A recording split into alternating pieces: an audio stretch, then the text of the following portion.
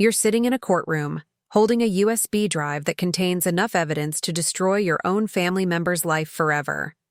The same cousin who used to build blanket forts with you as kids is now worth $20 million, all from sYours, an idea that was originally yours. He's sitting 30 feet away, surrounded by his legal team, and when he finally looks at you, he mouths the words that still haunt me. You couldn't handle it anyway. Well, Marcus, we're about to find out exactly what I can handle. I'd love to know which corner of the globe you're watching from. And if this story speaks to you, make sure to subscribe. Tomorrow's video is one you absolutely can't miss. My name is Sarah Chen, and this story begins 3 years ago in the most unlikely place, my grandmother's funeral reception. I know that sounds morbid, but bear with me, because sometimes the worst moments of our lives create the perfect storms for betrayal. I was 26 at the time, working as a software engineer at a mid-sized tech company in Austin, Texas. Nothing glamorous. We built inventory management systems for small businesses. The pay was decent, around $75,000 a year. But I had bigger dreams.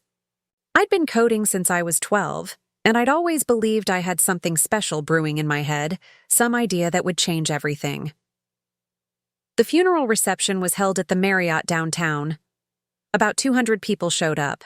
Grandma Rose had been one of those people who collected friends like some people collect stamps. The whole Chen family was there, including my cousin Marcus, who I hadn't seen in almost 2 years. Marcus was always the golden child, 2 years older than me, Harvard MBA, worked at Goldman Sachs, pulling in somewhere north of $200,000 a year. While I was debugging code at 10 p.m. on weeknights, Marcus was closing deals and networking with people whose net worth had more zeros than my phone number. Our family gatherings always felt like subtle competitions, and Marcus usually won without even trying. But that day, something was different. Maybe it was the grief, or maybe it was the 3 glasses of wine I'd had. But when Marcus approached me near the dessert table, I found myself actually talking to him like a human being instead of putting up my usual defensive walls.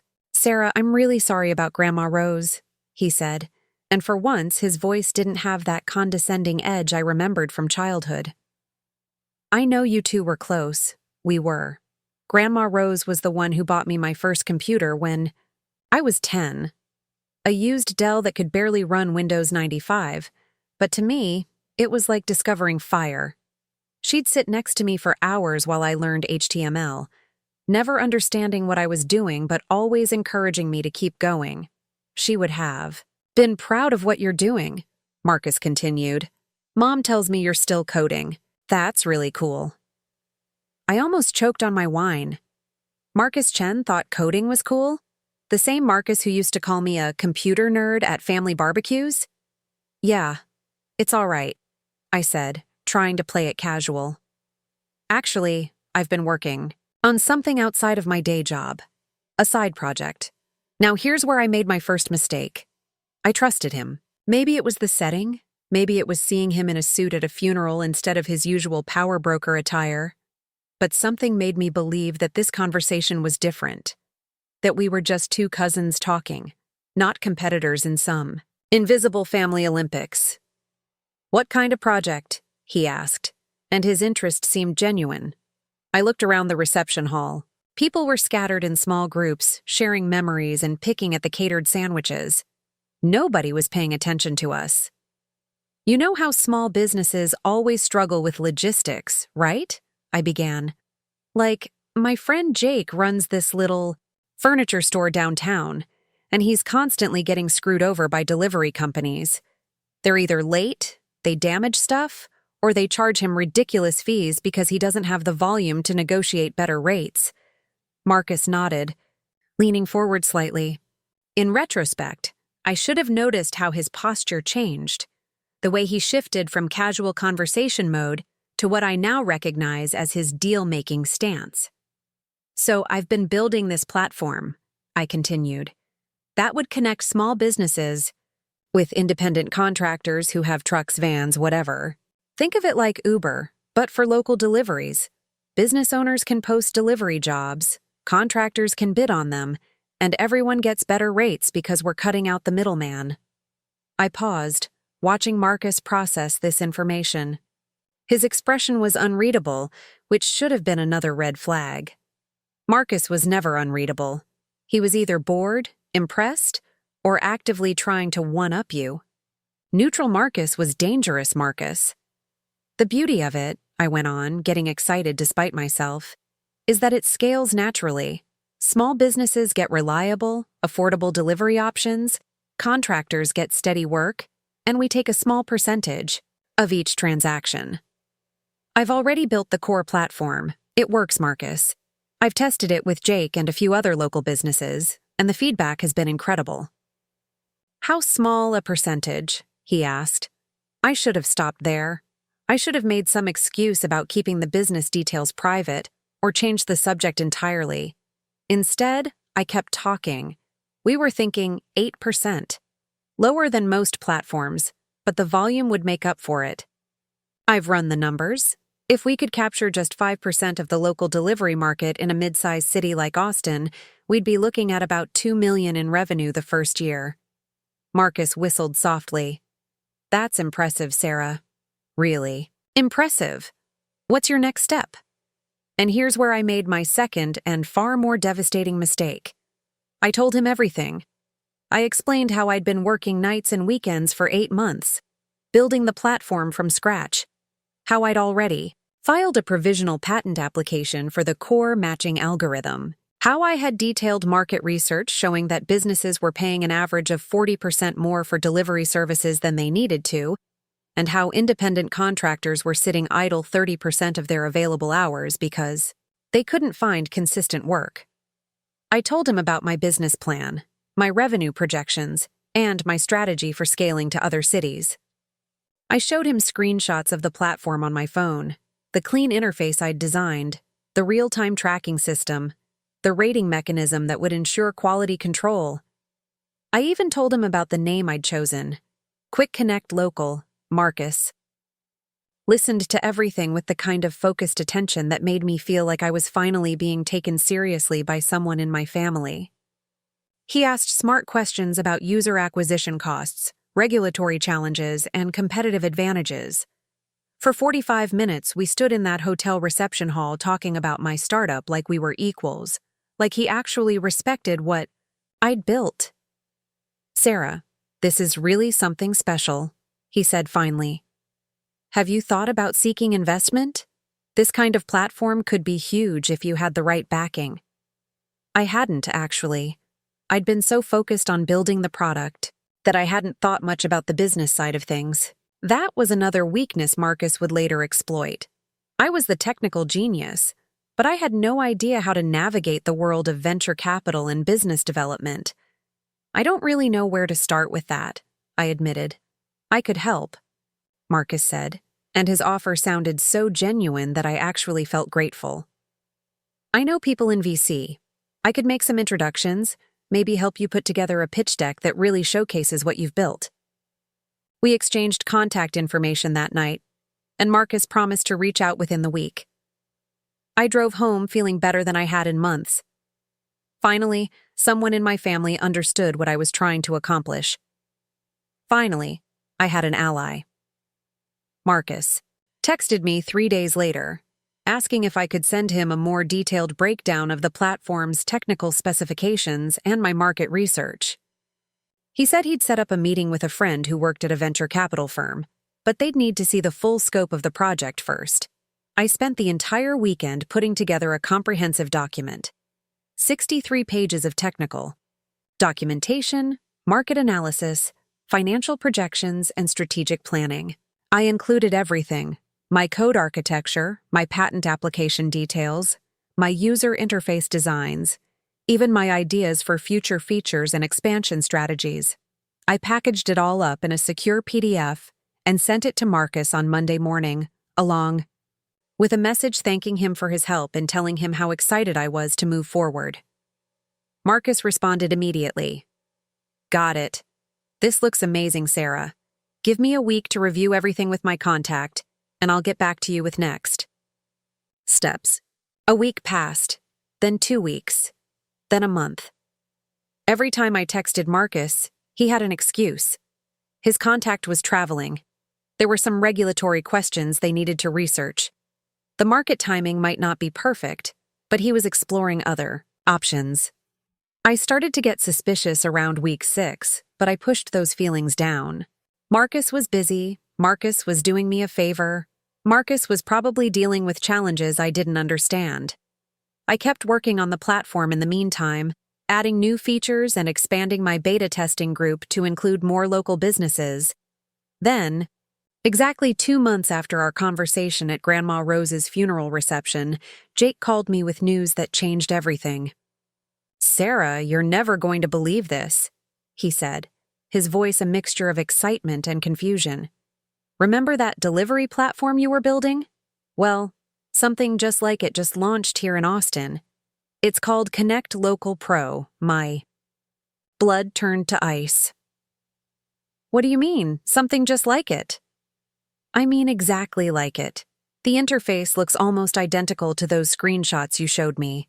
Same color scheme, same layout, same features. Even the pricing model is the same. 8% commission. It's like someone took your idea and just launched it." I hung up the phone and immediately Googled Connect Local Pro. The website loaded, and I felt like I was going to vomit. It wasn't just similar to my platform. It was my platform. The user interface was nearly identical, down to the font choices and button placement. The marketing copy used phrases I'd written in my business plan. Even the logo, a stylized truck icon connected to a smartphone, was clearly inspired by the designs I'd shown Marcus. But here's the thing that really made my heart stop. The About Us page featured a photo and biography of the company's founder and CEO, Marcus Chen. According to the website, Marcus had left Goldman Sachs 6 months earlier to pursue his passion for connecting small businesses with innovative logistics solutions. The site claimed he'd spent over a year developing the revolutionary Connect Local Pro platform and had recently secured Series A funding from prominent venture capital firms to accelerate expansion across Texas. A lot of love and effort went into bringing this story to life. If you're enjoying it, we'd be so grateful if you'd subscribe to our channel. Now back to where we left off. I called Marcus immediately. The phone rang 4 times before going to voicemail. I called again. Voicemail. I sent a text. "Marcus, we need to talk. Now." 3 hours later, he responded, "Hey, Sarah, I've been meaning to call you. I know this might look weird, but I can explain everything. Can we meet for coffee tomorrow?" We met at a Starbucks near downtown Austin. Marcus arrived 15 minutes late, which was unusual for him. He was normally obsessively punctual. He looked nervous, which was also unusual. Marcus Chen didn't get nervous. "Before you say anything," he began, sliding into the chair across from me, "I want you to know that I never intended for things to happen this way." "What things, Marcus?" "You mean the things where you stole my entire business idea and launched it as your own?" "I didn't steal anything," he said, but his voice lacked conviction. "Sarah, you came to me with a concept, a rough concept. What I built is completely different." I pulled out my laptop and opened it to show Connect Local Pro side by side with screenshots of my original platform. "This is completely different?" I asked. Marcus glanced at the screen, then looked away. "The execution is different. The business model is different. The target market is different." "The business model is identical, Marcus. 8% commission, same pricing structure, same everything. And look at this." I clicked through to show him the user interface. "This is my code. This is my design. This is my algorithm for matching delivery requests with contractors." "That's not possible," Marcus said, but he wasn't even looking at the screen anymore. "We built everything from scratch." "We? Who's we?" "I hired a development team. Top-tier programmers. Way more experienced than—" He caught himself, but it was too late. More experienced than what, Marcus? More experienced than me?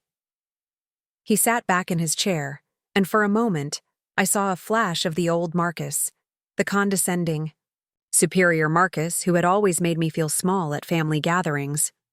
Sarah, look, I'm sorry you feel like I took something from you. But the truth is, you had a good idea, and you showed it to me, and that inspired me to build something better. That's how business works. Ideas are cheap. Execution is everything. Didn't just have an idea, Marcus. I had a working platform. I had a business plan. I had a patent application. I had customers. You had a hobby project, he said, and his voice was getting colder. You were playing around with code in your spare time. I turned it into a real business. With my code. With code that does similar things to your code. That's not the same as using your code. I stared at him across the table, trying to reconcile. This person with the cousin who had seemed so supportive at Grandma Rose's funeral. Had he been planning this from the moment I told him about Quick Connect Local? Has every word of encouragement been a lie? Marcus, I have documentation of everything. Timestamps showing when I built each feature, email records of my communications with beta customers, patent applications filed months before you launched. If you think you can just take credit for my work... Sarah, he interrupted, and his tone shifted to something I'd never heard from him before. It was almost pitying. Even if everything you're saying is true, even if you did have some version of this first, what exactly do you think you're going to do about it? The question hung in the air between us like a challenge. I have a team of 12 developers working on this platform, he continued. I have $2.5 million in Series A funding. I have partnerships with major delivery companies and contracts with over 300 local businesses. I have a legal team that includes partners from 2 of the biggest law firms in Texas. He leaned forward, and when he spoke again, his voice was quiet but sharp as glass. You have what? Some screenshots and a patent application you filed from your apartment? Sarah, even if you're right about everything, and I'm not saying you are, you couldn't handle competing at this level anyway. This isn't coding for fun anymore. This is business. I felt something break inside my chest. Not just anger, something deeper. The realization that someone I'd trusted, someone I'd grown up with, someone who shared my blood, had looked at my life's work and decided it belonged to him instead. You think I can't handle it? I asked. Marcus shrugged. I think you're a great programmer, Sarah. I really do. But running a startup that's scaling this fast, managing investors, handling legal challenges, building strategic partnerships, that takes a different skill set. He stood up from the table, straightening his jacket. Look, I feel bad about how this turned out. If it makes you feel better, Connect Local Pro is hiring. We could use someone with your technical background on the development team. The pay would be good, probably double what you're making now. I stared at him in disbelief. You want to hire me to work on my own stolen idea? I want to offer you a job working on a successful platform that, regardless of its origins, is helping small businesses across Texas solve real problems. Isn't that what you wanted when you started building your, what did you call it, Quick Connect Local? He was already walking away when he delivered the final blow. Think about it, Sarah. But don't think too long. The offer won't stay open forever, and frankly, neither will this conversation. I've got a business to run. I sat in that Starbucks for another 2 hours, staring at my laptop screen and trying to figure out what had just happened. Everything I'd worked for, everything I'd dreamed about, everything I'd built, Marcus had taken it all and somehow made me feel like I should be grateful for his leftovers. But as I sat there, something else was building inside me alongside the hurt and betrayal. Something that would sustain me through the legal battles and sleepless nights that were coming. Marcus was wrong about one thing. He had no idea what I could handle. That night, I didn't sleep. I sat at my kitchen table with my laptop open, methodically going through every file, every email, every piece of documentation I had related to Quick Connect Local. If Marcus wanted to play hardball, I needed to understand exactly what kind of ammunition I had. The evidence was more extensive than I'd initially realized. My Git repository showed commit histories dating back 14 months, with detailed timestamps for every feature I'd developed. I had email exchanges with my beta customers that clearly established my platform's existence months before Connect Local Pro launched. My provisional patent application was filed 8 months ago, well before Marcus had even left Goldman Sachs according to his company's timeline. But as I compiled everything into organized folders, a disturbing pattern emerged.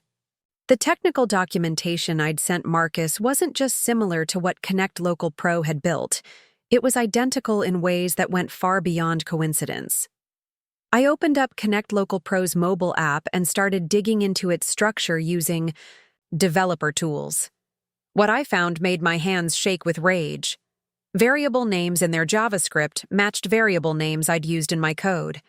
Not similar names, exact matches for obscure technical functions that no two developers would ever name. The same way independently, there were even comments in their code that contained inside jokes I'd written to myself during late-night coding sessions. Marcus hadn't just stolen my idea. He'd literally taken my code, given it a fresh coat of paint, and passed it off as his own original work. I screenshotted everything, documenting each piece of evidence with timestamps and annotations. By sunrise, I had a folder containing over 200 pieces of proof that Connect Local Pro was built on stolen intellectual property. The next step was figuring out what to do with it. I called in sick to work and spent the morning researching intellectual property lawyers in Austin. Most of the firms I found specialized in patent disputes for large corporations, with consultation fees that would eat through my savings in weeks. But around noon, I found something promising. A small firm called Rodriguez & Associates that advertised experience with startup IP theft cases. Elena Rodriguez agreed to meet with me that afternoon. Her office was in a converted house near the University of Texas campus. Nothing like the gleaming downtown towers where Marcus's legal team probably worked, but something about the cluttered bookshelves and handwritten case notes on the walls made me feel hopeful. Elena was probably in her early 40s, with graying hair pulled back in a practical ponytail and the kind of direct eye contact that made you believe she didn't waste time on small talk. "Tell me what happened," she said, settling behind her desk with a legal pad. I walked her through everything. The funeral conversation, the documentation I'd sent Marcus, the discovery of Connect Local Pro, our confrontation at Starbucks. Elena took notes without interrupting, occasionally asking for clarification on technical details or timelines. When I finished, she set down her pen and looked at me seriously. "Sarah, I need to be honest with you about what we're dealing with here. IP theft cases are expensive, time-consuming, and emotionally brutal. Even when we win, it can take years to see results. Are you prepared for that? What's the alternative? Let him get away with it? The alternative is walking away and moving on with your life. I'm not saying that's what you should do, but I want you to understand what you're signing up for." Elena pulled out a calculator and started running numbers. "Based on what you've told me, we'd need to file for copyright infringement, trade secret, misappropriation, and potentially patent infringement once your provisional application is processed. Conservative estimate for legal fees through trial would be somewhere between $50,000 and $75,000. My heart sank. I had maybe $8,000 in savings. However, Elena continued, cases like this can sometimes be handled on contingency, especially when the evidence is as strong as what you're describing. I'd take 35% of any settlement or damages award, but you wouldn't pay anything up front. What kind of damage are we talking about? That depends on how much Connect Local Pro is actually worth. You mentioned they raised $2.5 million in Series A funding? That's what Marcus told me. If we can prove they built their entire platform on your stolen IP, we could potentially claim a significant portion of their company's value. Plus, lost profits from the business you would have built, plus punitive damages for willful infringement. Elena leaned back in her chair, studying my face. But Sarah, I need you to understand something. Your cousin isn't going to roll over and accept responsibility. He's going to fight this with everything he's got, and he's going to try to destroy your credibility in the process. He'll claim you're a disgruntled family member making false accusations. He'll argue that any similarities between the platforms are coincidental. He'll paint you as someone who's trying to cash in on his success. I thought about Marcus's words in the coffee shop. You couldn't handle competing at this level anyway. Let him try, I said. Elena smiled for the first time since I'd walked into her office. All right then, let's go steal your life back.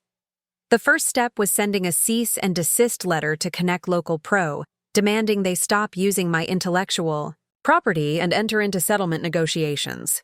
Elena drafted a 15-page document that laid out our claims in excruciating detail, complete with side-by-side code comparisons and timeline evidence. Marcus's response came back within 48 hours, but it wasn't from Marcus.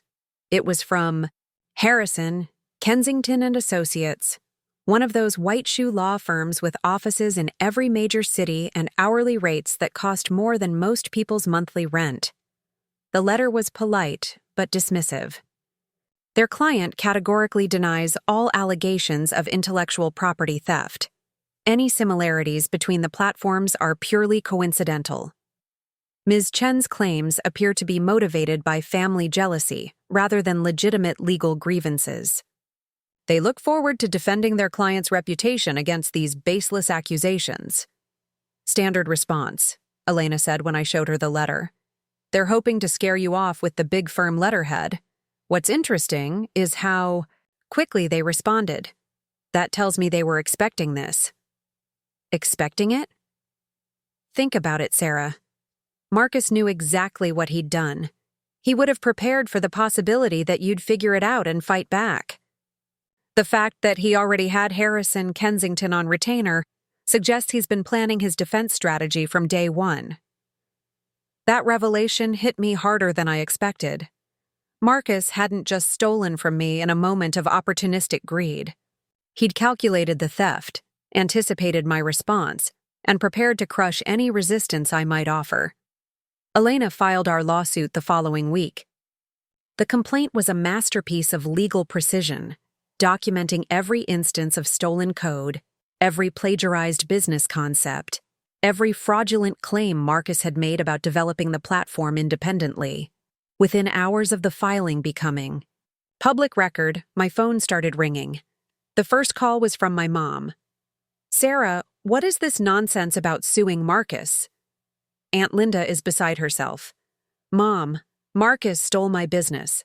I have proof. Honey, I know you're upset about not getting credit for helping with his idea. But families don't sue each other over business disagreements. Can't you two work this out like adults? I tried to explain, but my mother had already made up her mind. In her version of events, I was the jealous younger cousin who couldn't accept that Marcus had succeeded where I'd failed.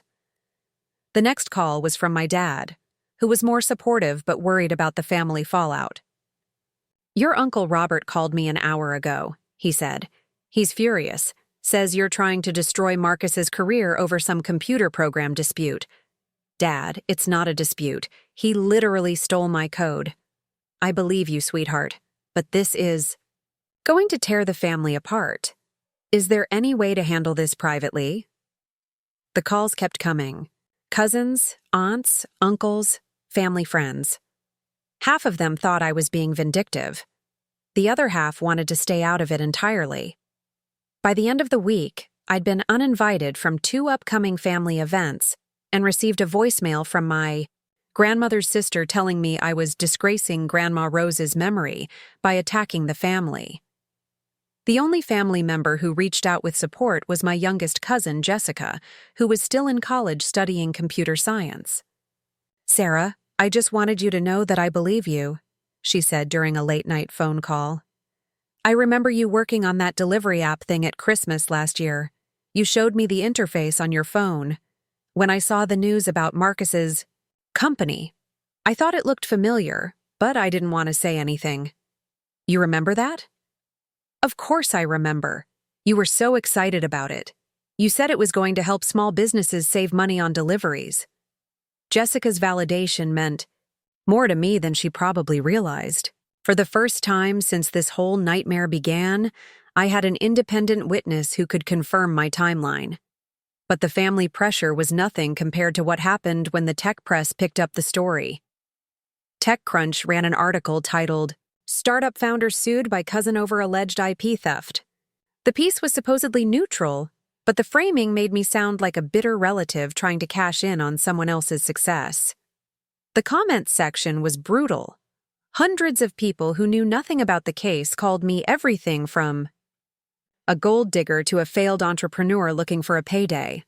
Marcus, meanwhile, was playing the victim perfectly. He gave an interview to Austin Business Journal where he talked about how painful it was to be attacked by family, how he'd always supported my interests in programming, and how he hoped we could resolve our differences without damaging our relationship permanently. "Sarah is incredibly talented," he said in the interview. "I've always encouraged her work, and I think there's been some miscommunication about the origins of Connect Local Pro. I'm confident that once we get through this legal process, the truth will come out and we can move forward as a family." Reading. That interview made me want to throw my laptop across the room. Marcus had perfected the art of sounding reasonable while subtly implying that I was unstable and opportunistic. The worst part was that his strategy was working. Connect Local Pro's user base actually grew during the first month of the lawsuit, partly because of the publicity and partly because potential customers saw the legal challenge as validation that the platform was valuable enough to fight over. Elena warned me that this was normal. In high-profile IP cases, the defendant often benefits from the "any publicity is good publicity" effect, she explained during one of our weekly check-ins. But don't let that discourage you. We're building a solid case, and the discovery process is going to give us access to their internal communications and development records. Discovery was where things got interesting. Through the legal process, we were able to subpoena Connect Local Pro's internal emails, development logs, and financial records. What we found confirmed my worst suspicions and revealed details that were even more damaging than I'd imagined. Marcus had forwarded my technical documentation to his development team 2 days after I sent it to him, with a note that read, "Here's the spec for the new project. Timeline is aggressive, so use whatever shortcuts you need to get this to market fast." One of the developers had responded, "This is pretty detailed. Did our design team put this together?" Marcus's reply, "External consultant work. Don't worry. About attribution. Just focus delivery."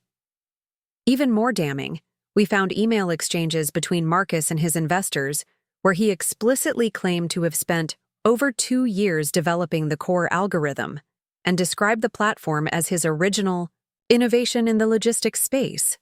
But the smoking gun came from Marcus's laptop, which contained a folder labeled Sarah Project with all of my original files, including versions of my code that had never been publicly released. When Elena showed me those emails, I felt a mixture of vindication and nausea. Vindication, because we now had ironclad proof of Marcus's theft. Nausea, because seeing my trust betrayed in such clinical detail was somehow worse than discovering the theft in the first place. "This is it," Elena said, spreading the printed emails across her conference table. "This is everything we need to prove willful infringement and fraudulent misrepresentation to investors." What happens next? Next, we take depositions. We're going to get Marcus under oath, along with his key employees and investors. We're going to make them explain, on the record, how they developed a platform that's identical to yours without ever seeing your work. Elena's expression was grimly satisfied. "Sarah, I've been doing this for 15 years, and I've never seen a case with evidence this clear-cut. Your cousin made a very expensive mistake when he decided to steal from a programmer who keeps detailed records." But as confident as Elena sounded, I could see the toll the case was taking on my life. I'd been living in a constant state of stress for months, checking my phone obsessively for updates, losing sleep over legal strategy, watching my savings disappear despite the contingency arrangement. My performance at my day job had suffered, to the point where my manager had pulled me aside for a wellness check. I'd lost 15 pounds from stress and was drinking way too much coffee and not nearly enough water. The worst part was the isolation. The lawsuit had effectively cut me off from most of my extended family. And even my close friends were getting tired of hearing about legal developments and discovery motions.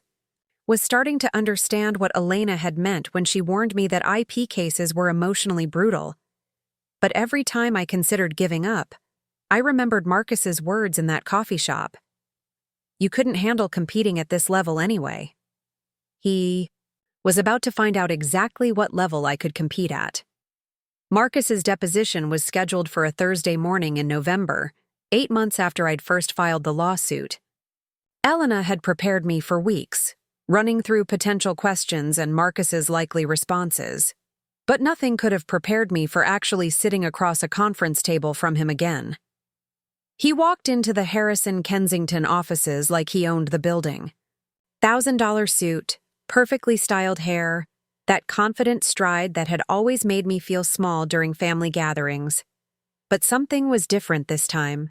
There were lines around his eyes that hadn't been there before, and when he glanced at me, I caught a flicker of something that looked almost like fear. His legal team had grown since the cease and desist letter. 3 attorneys flanked him at the table, led by Patricia Kensington herself, a woman whose reputation for destroying opposing parties was legendary in Texas legal circles. Elena had warned me that bringing in Kensington meant Connect Local Pro was taking this seriously. Mr. Chen, Elena began once everyone was sworn in, let's start with the basics. When did you first conceive of the idea for Connect Local Pro? Marcus leaned back in his chair, projecting the same casual confidence I remembered from childhood. I'd been thinking about logistics solutions for small businesses for several years, really since my time at Goldman when I worked with middle-market companies. But the specific concept for Connect Local Pro crystallized in early 2024, probably around February or March. February or March of 2024, Elena repeated, making a note. That's interesting, because according to your company's marketing materials, you spent over a year developing the revolutionary Connect Local Pro platform. If you conceived the idea in February or March, how did you spend over a year developing it? Patricia Kensington objected to the characterization, but the damage was done. Marcus had already started contradicting his own public statements, and we were only 5 minutes into the deposition. Let me rephrase, Marcus said, clearly frustrated. I'd been thinking about the problem space for years, but the specific solution took shape in early 2024. I see. And where were you when this specific solution took shape? Marcus hesitated for just a moment, barely perceptible, but I caught it. I was in Austin for a family event, my grandmother's funeral, actually. Elena nodded sympathetically. I'm sorry for your loss. Family gatherings can be emotional times. Did you discuss your business idea with anyone at the funeral? I may have mentioned it in passing to a few family members. Including your cousin Sarah? Another hesitation. Possibly. Elena pulled out a transcript from my earlier deposition, where I'd described our conversation in detail. Mr. Chen, Ms. Chen has testified that you had an extensive conversation about her delivery platform concept at your grandmother's funeral reception. She claims she spent over 40 minutes explaining her Quick Connect local platform to you, including technical specifications, business model details, and revenue projections. Do you recall this conversation? Marcus glanced at his legal team. Patricia Kensington gave him a subtle nod. I recall a general discussion about business ideas, yes. Sarah mentioned she was working on some kind of programming project, but the conversation was very high level, nothing specific. Nothing specific? Elena pulled out a printed email from our discovery materials. Mr. Chen, This is an email you sent to your development team 3 days after the funeral. You wrote, and I quote, "Here's the spec for the new project." The attachment contains a 63-page document detailing platform architecture, market analysis, and business projections. Where did this document come from? The color drained from Marcus's face, but he recovered quickly. I don't recall the specific source of that document. It may have been compiled from various research sources. Various research sources, Elena repeated. Mr. Chen, this document contains original market research conducted by Ms. Chen, including survey data she collected from local businesses in Austin. Are you claiming you independently conducted identical market research and arrived at the exact same conclusions? Patricia Kensington was whispering urgently in Marcus's ear, but Elena pressed forward. Let's look at page 47 of this document. Elena placed a printed page in front of Marcus. This section contains detailed technical specifications for a matching algorithm. Can you explain how your various research sources provided you with these highly specific programming details? Marcus stared at the page for a long moment. I'd need to review my notes to provide accurate details about our research methodology. Your notes, Elena said. Mr. Chen, we've reviewed all the materials produced during discovery. There are no notes documenting independent research that would explain the contents of this document. However, we did find something interesting in your laptop files. Elena pulled out another printed document. This is a screenshot from your computer showing a folder labeled Sarah Project, containing multiple versions of the documents you claim to have created independently. Can you explain why you would label your own original research with your cousin's name? The silence in the room was deafening. Marcus looked at his lawyers, then back at Elena, then down at his hands. I don't recall creating that folder label, he said finally. You don't recall labeling your own research files? I may have. The folder name may have been a reference to discussing the general concept with Sarah. Elena smiled. It wasn't a friendly smile. Mr. Chen, let's talk about your claims to investors. This is a pitch deck you presented to Meridian Ventures in June 2024. She slid another document across the table. On slide 8, you claim to have spent over 2 years developing proprietary matching algorithms for the logistics space. Given that you just testified you conceived the idea in February or March of 2024, can you explain this timeline discrepancy? Marcus was sweating now, despite the air conditioning in the conference room. The 2-year time frame included preliminary research and conceptual development. Preliminary research that you can't document or recall the source of? The research was informal. Observations from my work in finance, conversations with business owners, that sort of thing. Elena pulled out yet another document. This is an email from you to James Morrison at Meridian Ventures, dated July 15, 2024. You wrote, "The platform represents my original innovation in local logistics, developed through extensive technical work over the past 18 months. Mr. Chen, if you conceived the idea in February 2024, how could you have been doing extensive technical work for 18 months? Marcus's lawyers were furiously passing notes, but there was no good answer to Elena's question. I may have misstated the timeline in that communication, Marcus admitted. Misstated or lied to secure investment funding? Objection, Patricia. Kensington interjected. Argumentative. Elena moved on, but the damage was accumulating. For the next 4 hours, she systematically dismantled every claim Marcus had made about independently developing Connect Local Pro. She walked him through code comparisons, showing identical variable names and function structures. She presented timeline evidence proving his platform couldn't have been developed in the time frame he claimed. She documented his lies to investors, employees, and the media. By the time we broke for lunch, Marcus looked like he'd aged 5 years, but the afternoon session was where things got really interesting. Elena started asking about Marcus's current business operations and company valuation. This was the part I'd been most curious about. exactly how much money was involved in what he'd stolen from me. Mr. Chen, what is Connect Local Pro's current annual revenue? Marcus glanced at his lawyers before answering. Approximately $12 million. I nearly choked on my water. $12 million. My stolen idea was generating $12 million in annual revenue. And what is the company's current estimated valuation? We completed a Series B funding round in September that valued the company at $45 million. $45 million. I felt dizzy. Elena continued her questioning methodically. How many employees does Connect Local Pro currently have? 37 full-time employees. And how many cities do you operate in? We're active in 14 cities, across Texas, Oklahoma, and Louisiana, with plans to expand to 12 more markets next year. What percentage of the company do you personally own, Mr. Chen? Marcus hesitated. 42%. Elena did quick math in her head.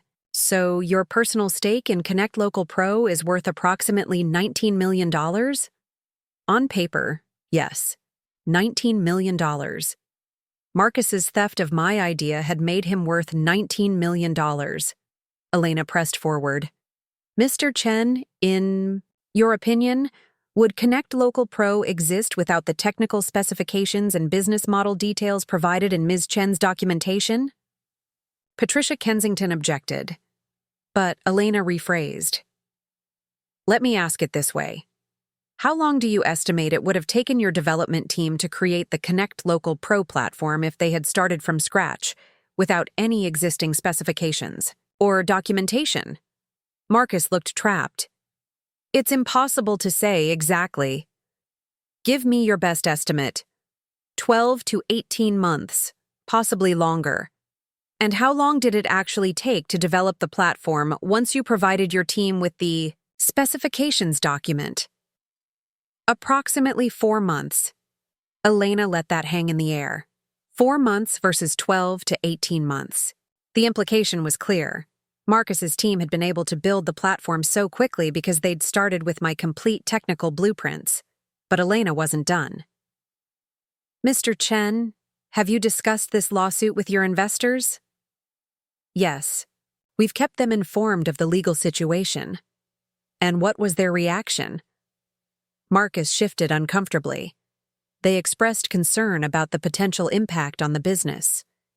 Did any of your investors express concern about investing in a company built on potentially stolen intellectual property? Some investors asked questions about our IP foundation, yes.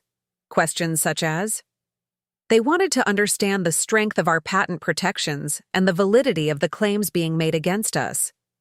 Elena pulled out another document. This is an email from David Chen, no relation, I assume, at Meridian Ventures to you, dated October 3rd. He writes, Marcus, the board is getting nervous about the IP situation.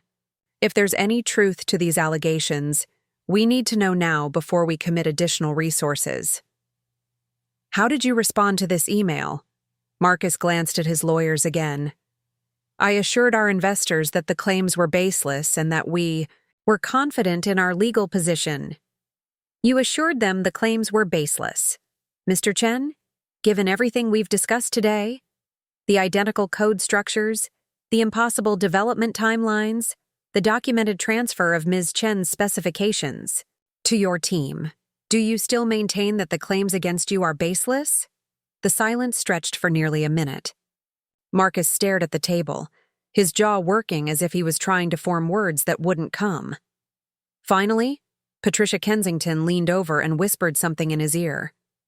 I maintain that Connect Local Pro was developed legally and ethically, Marcus said, but his voice lacked conviction. Elena wrapped up the deposition by walking through the damages calculation. Based on Connect Local Pro's current valuation and revenue, she estimated that Marcus's theft had cost me somewhere between $8 and $12 million in lost profits and business value. $8 to $12 million. As we packed up our materials, Marcus caught my eye for the first time all day. Sarah, he said quietly, Can we talk for a minute? Elena started to object, but I nodded. We stepped out into the hallway while the lawyers gathered their things. Marcus looked exhausted. The confident swagger from the morning was gone, replaced by something that almost looked like remorse. "This has gotten out of hand," he said. "Has it, Marcus? Because from where I'm sitting, this is exactly as serious as it should be. I never meant for it to go this far. When you told me about your idea at the funeral, I was genuinely trying to help. But then I started researching the market, and I realized how big this could be, and I guess I got carried away." "You got carried away and stole my life's work." Marcus looked down the hallway, then back at me. "What would it take to make this go away? Money? Equity in the company? A job with a real salary?" I stared at him. Even now, even after everything that had come out in the deposition, he still thought this was something he could buy his way out of. "Marcus, you don't get it, do you? This isn't about money. This is about the fact that you looked me in the eye and lied to me. You took advantage of my trust. You stole my work, and then you tried to make me feel grateful for the scraps you offered me. Sarah, please, we're family." "We were family. You made the choice to prioritize business over family when you decided to steal from me." Elena appeared on my shoulder. "Sarah, we should go." As we walked toward the elevator, Marcus called after me. "You know this is going to destroy both of us, right? Even if you win, the legal fees will eat up everything. Neither of us will come out ahead." I turned back to face him one last time. "Maybe not, Marcus, but at least everyone will know the truth about what kind of person you really are." The elevator doors closed, and I finally allowed myself to feel something I hadn't felt in months: hope. Elena was smiling as we descended to the parking garage. "Sarah, that was one of the most devastating depositions I've ever conducted. Your cousin just handed us everything we need to win this case." But even as relief washed over me, I knew the hardest part was still coming. Marcus's deposition had proven our case, but it had also revealed just how much was at stake. $19 million was enough money to fight very, very hard to keep. And Marcus had made it clear he wasn't going down without a fight. 3 weeks. After Marcus's deposition, everything changed overnight. I was at my kitchen table reviewing Elena's latest filing when my phone rang at 11:30 p.m. The caller ID showed a number I didn't recognize, but something made me answer anyway. "Sarah? This is David Martinez. I'm the CTO at Connect Local Pro." My blood turned cold. Why was someone from Marcus's company calling me directly? "I probably shouldn't be making this call," David continued, his voice shaky. "But I can't sleep at night anymore, and after seeing the news about the deposition, I think you deserve to know the truth." "What truth?" "About what really happened when we built the platform. About what Marcus told us to do." David agreed to meet me the next morning at a coffee shop in South Austin, far from Connect Local Pro's downtown offices. He was younger than I'd expected, probably fresh out of college, with the kind of nervous energy that came from carrying a secret too heavy to bear alone. "I want to show you something," he said, pulling out his laptop. "But first, you need to understand that if Marcus finds out I'm talking to you, I'll lose my job and probably get sued into oblivion. Why are you taking that risk?" David looked at me with the kind of moral exhaustion I recognized from my own mirror. "Because I got into programming to build things that matter, not to help rich guys steal from their own family members." He opened his laptop and navigated to a folder labeled Original Development Logs. When Marcus hired me 8 months ago, he told me we were building something revolutionary.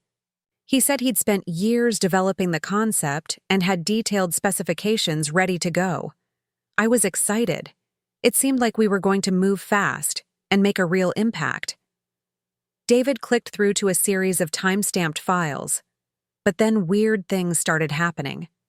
Marcus would give us code snippets that were already perfectly optimized, claiming he'd written them during his research phase. He had UI mockups that looked professionally designed, but when I asked about the design process, he got vague and defensive. What kind of code snippets? Complex algorithms for matching delivery requests with drivers. Database optimization scripts. User interface components. Stuff that should have taken weeks to develop. But Marcus had it ready to go on. Day 1. David pulled up a document that made my heart stop. It was my original algorithm for calculating optimal delivery routes, complete with the variable names and comments I'd written during those late-night coding sessions months earlier. Marcus told us this was his proprietary work, David said, but look at this comment here. He pointed to a line of code that read, "Coffee-fueled late-night optimization. If this breaks, blame the caffeine." I wrote that, I whispered. That's my comment. I figured as much. No executive writes comments like that. This was clearly written by someone who was actually doing the hands-on development work. David showed me dozens of similar examples.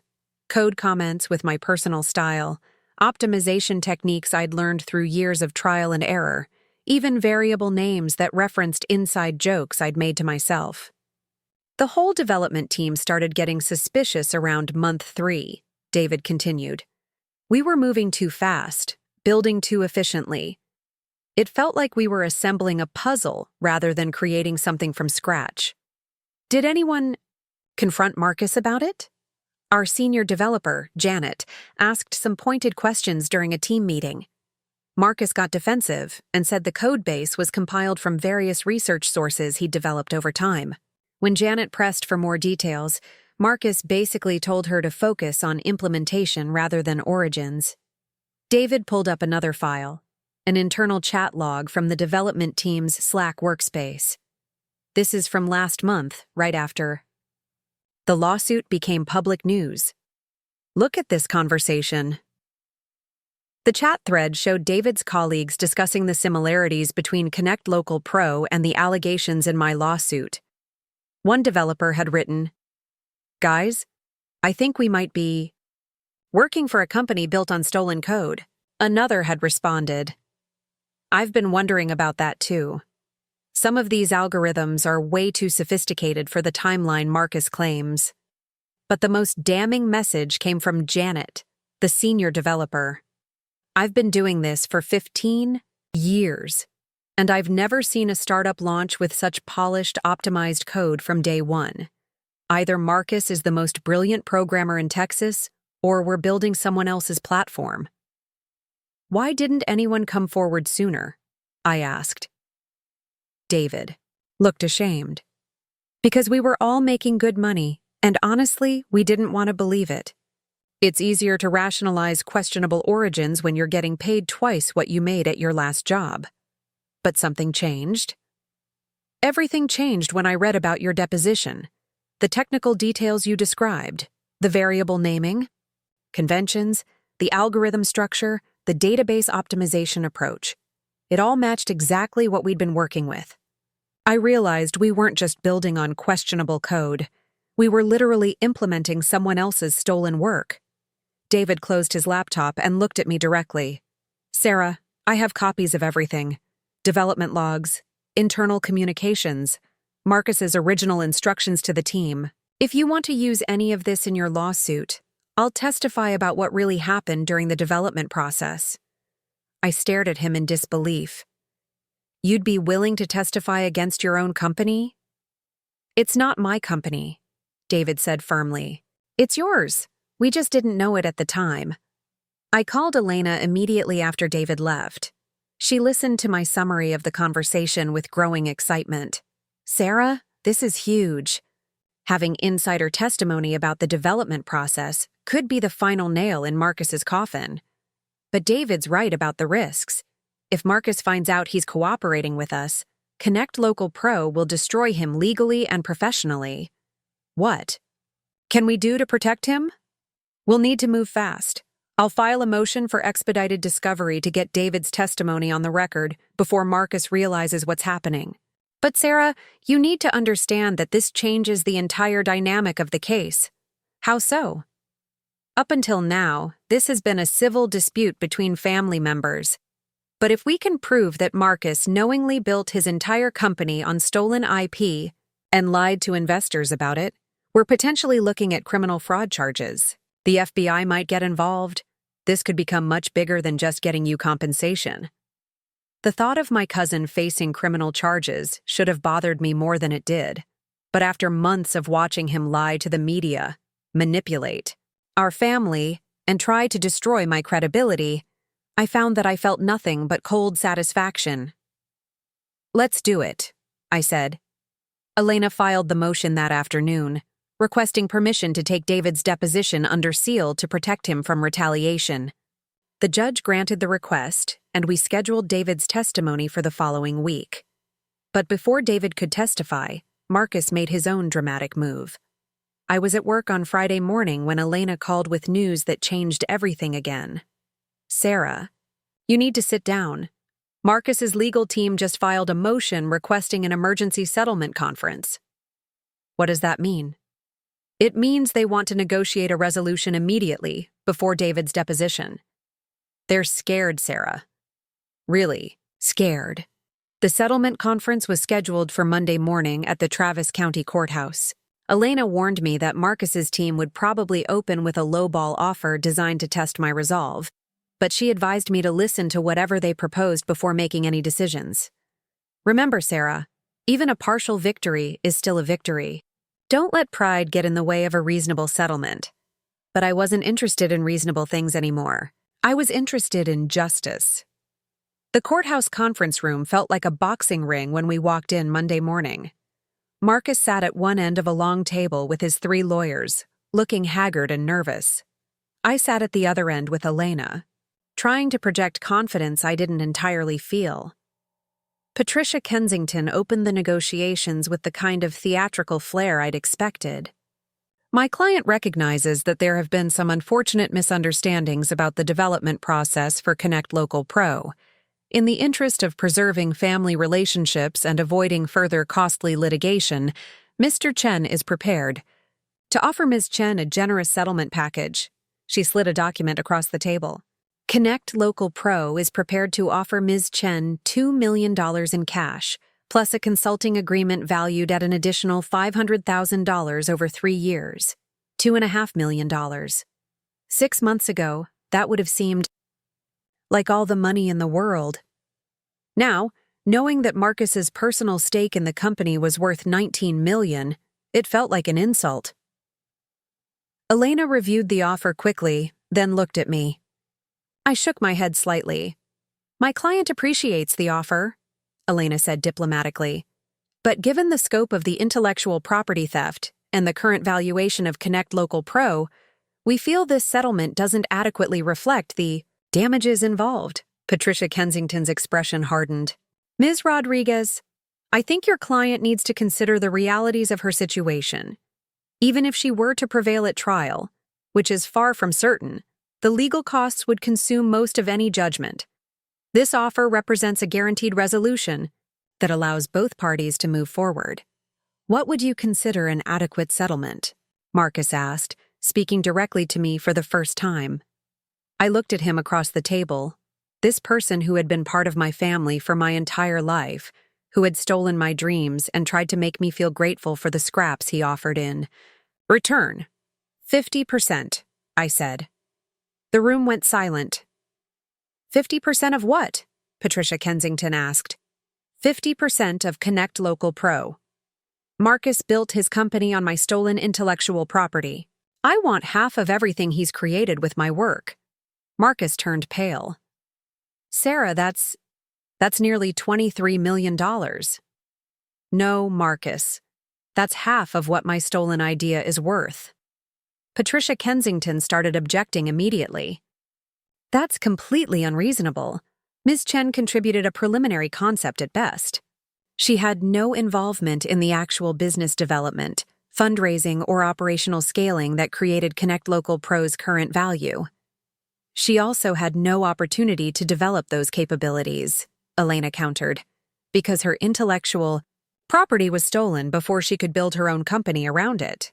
The negotiations continued for 3 hours, with Marcus's team gradually increasing their offer and Elena holding firm on my demands.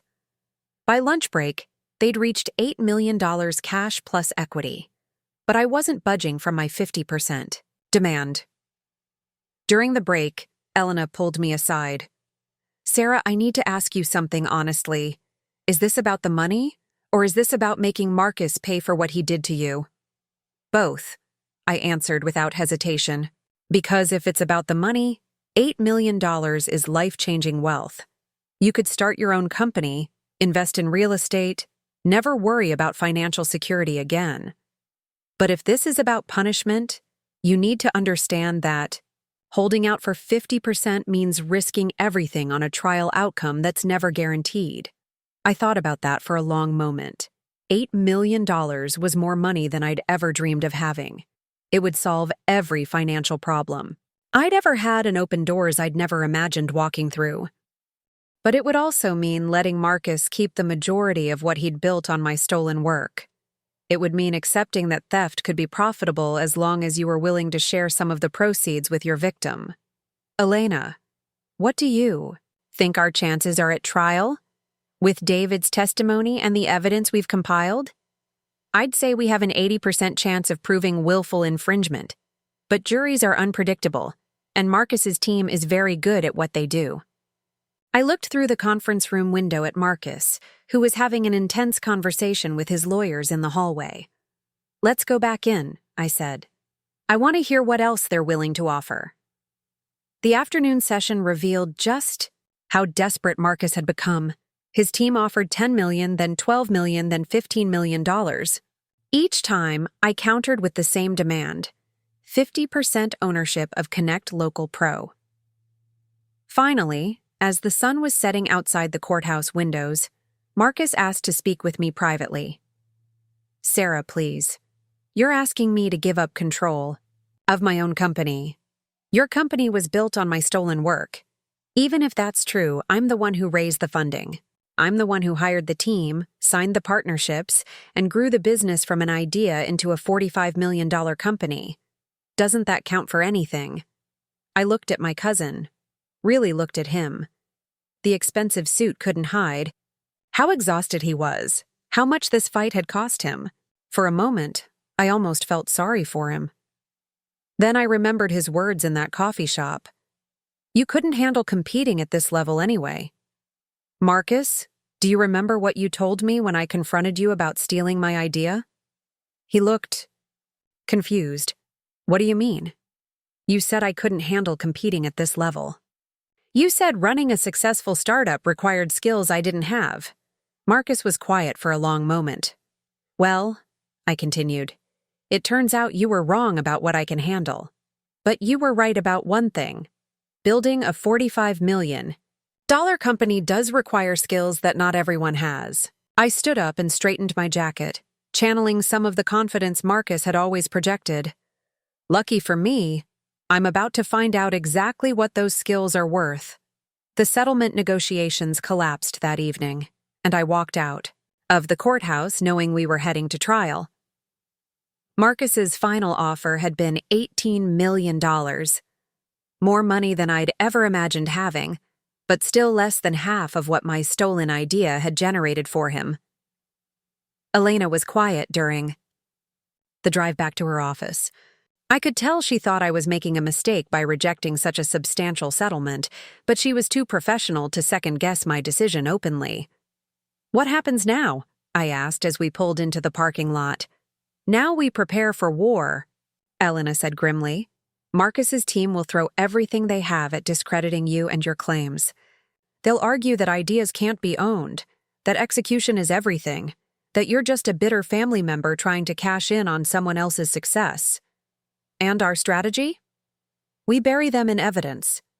David's testimony, the code comparisons, the timeline inconsistencies, Marcus's lies to investors. We make it impossible for any reasonable jury to conclude that Connect Local Pro wasn't built on your stolen intellectual property." But before we could get to trial, the case took another unexpected turn. 2 days after the failed settlement conference, I got a call from someone I'd never expected to hear from.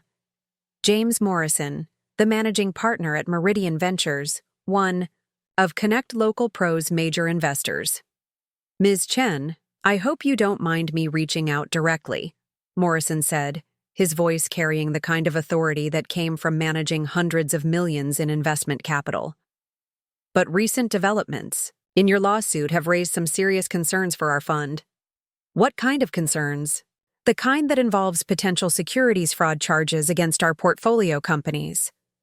Ms. Chen, if even half of what's alleged in your complaint is true, Marcus Chen lied to us about fundamental aspects of his business when we invested. That's not just intellectual property theft, that's criminal fraud. Morrison asked to meet with me privately, away from the lawyers and legal maneuvering that had dominated every conversation about this case for months. We agreed to meet at his office the following afternoon. Meridian Ventures occupied 3 floors of a gleaming tower in downtown Austin. Morrison's corner office had floor-to-ceiling windows overlooking Lady Bird Lake, and the walls were lined with framed tombstones from successful investments. This was the world Marcus had wanted to belong to, the level he'd stolen my idea to. Reach Morrison was probably in his 50s, with silver hair and the kind of understated confidence that came from decades of successful deal-making. He offered me coffee and got straight to the point. Ms. Chen, our fund has $12 million invested in Connect Local Pro across 2 funding rounds. If your allegations are proven in court, that investment becomes essentially worthless overnight. Because the company was built on stolen IP? Because we invested based on fraudulent representations.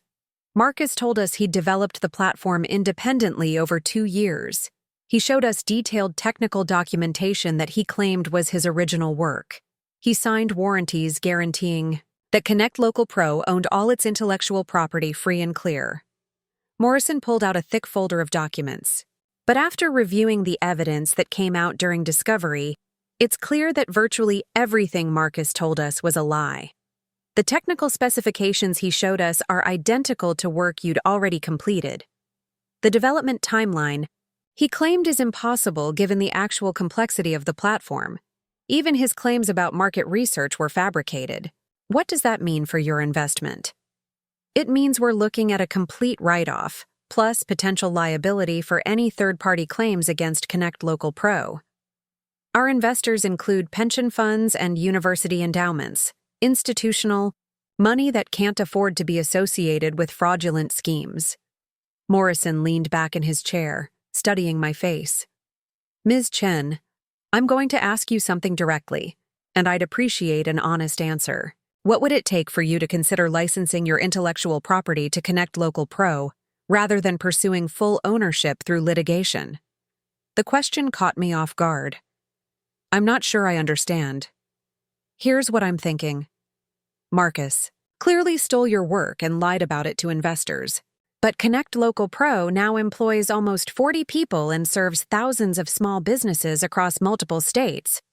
Shutting down the company doesn't serve anyone's interests. Morrison opened his laptop and pulled up a spreadsheet. What if we structured a deal where you receive appropriate compensation for your stolen IP, Marcus faces consequences for his fraud, but the business continues operating under new management? What kind of consequences? Marcus would be removed as CEO and banned from any operational role. He'd forfeit the majority of his equity in the company as restitution for the IP theft. You'd receive a significant ownership stake plus licensing, fees for the use of your original work. Morrison turned his laptop screen toward me. The spreadsheet showed a complex ownership restructuring that would give me 35% of Connect Local Pro, with Marcus's stake reduced to less than 10%. Your 35% would be worth approximately $16 million at current valuation, Morrison continued. Plus, we'd structure ongoing licensing payments for your IP that could generate additional millions over time. And Marcus would agree to this? Marcus doesn't have a choice. We have the right to replace management if we determine the CEO has engaged in conduct detrimental to the company. Given the evidence of fraud and IP theft, that threshold has clearly been met. Morrison closed his laptop and looked at me seriously. Ms. Chen, I know you're angry about what Marcus did to you. Hell, I'm angry about what he did to us. But sometimes the best revenge is success.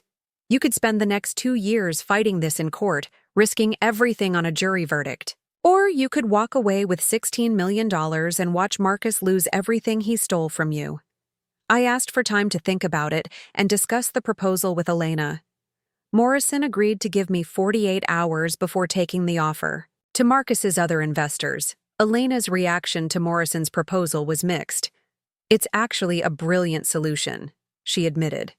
You get substantial compensation, Marcus faces real consequences, and the business continues operating. Plus, you avoid the risks and costs of a trial. But it's still less than the 50% you've been demanding, and it lets Marcus avoid criminal prosecution for securities fraud. That night, I couldn't sleep. I kept thinking about Morrison's words. Sometimes the best revenge is success.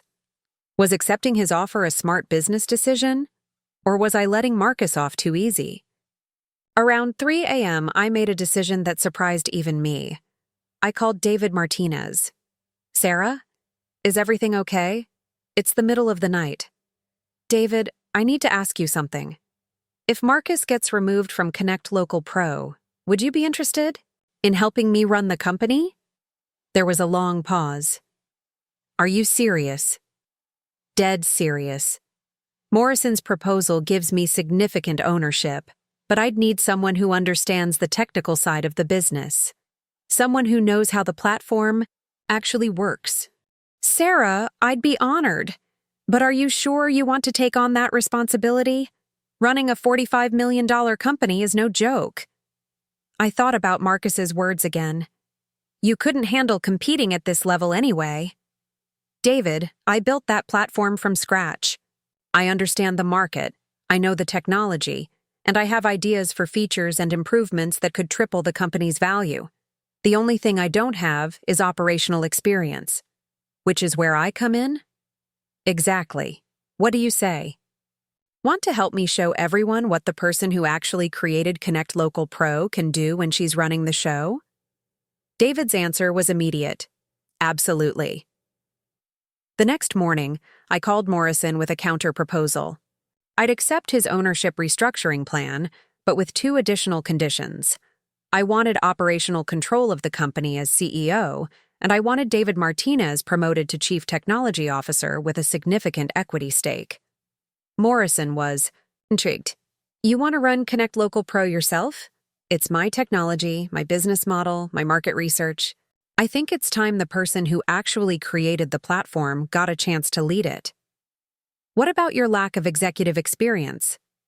What about Marcus's proven track record of lying to investors and stealing intellectual property? I think I'll figure out leadership faster than he can figure out integrity. Morrison laughed. Fair point. Let me run this by our investment committee and see if we can make it work. 2 days later, Morrison called with good news. Meridian Ventures was prepared to back my leadership of Connect Local Pro, contingent on Marcus accepting the restructuring deal.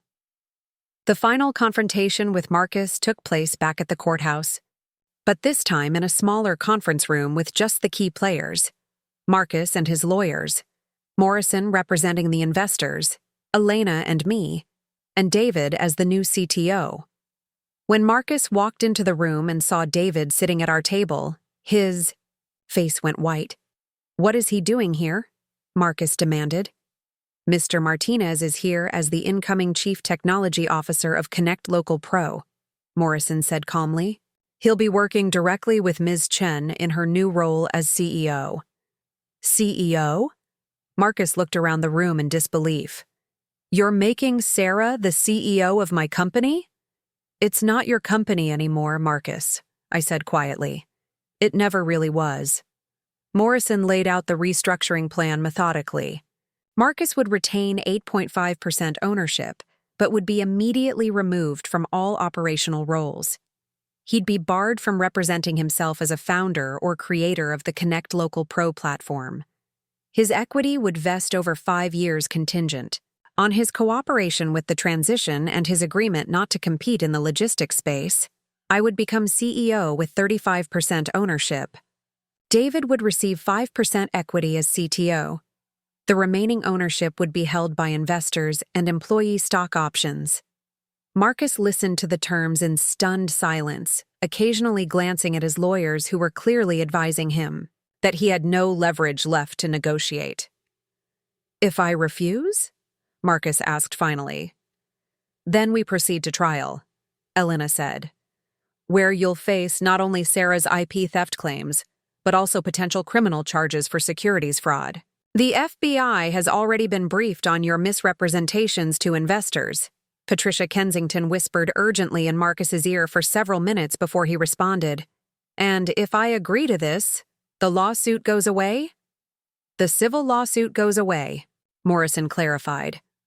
"The criminal investigation is out of our hands, but your cooperation with this restructuring would demonstrate good faith efforts to remedy the fraud." Marcus stared at the contract for a long time. I watched him process the reality that his stolen empire was crumbling, that the cousin he'd dismissed as technically talented but business naive was about to take control of everything he'd built. "You know you'll fail, right?" he said, looking directly at me. "Running a company this size, managing investors, scaling operations, you have no idea what you're getting into." "Maybe," I said. "But at least when I fail, it'll be with my own work instead of someone else's stolen ideas." Marcus signed the documents without another word. 3 months later, I was sitting in the corner office that used to be Marcus's, reviewing quarterly reports that showed Connect Local Pro's revenue had grown by 32% since the leadership transition. David and I had implemented several technical improvements I'd been planning for years, and our customer satisfaction scores were at an all-time high. My phone buzzed with a text from Elena. "Just saw the TechCrunch article about your Series C funding round. Congratulations, CEO Chen. How does it feel to be running a company worth $80 million? I looked out the window at downtown Austin, thinking about the journey that had brought me here. A year ago, I'd been a software engineer debugging code in a cubicle, dreaming about building something that mattered. Now I am running one of the fastest-growing logistics companies in Texas, with plans to expand nationally over the next 2 years. My phone rang. The caller ID showed a number I recognized but hadn't heard from in months. "Hello, Marcus." "Sarah." His voice was subdued, lacking the confidence I remembered. "I saw the news about your funding round. Congratulations." "Thank you. I also saw that you're expanding to California and New York. That's really impressive." I waited, wondering why he was calling.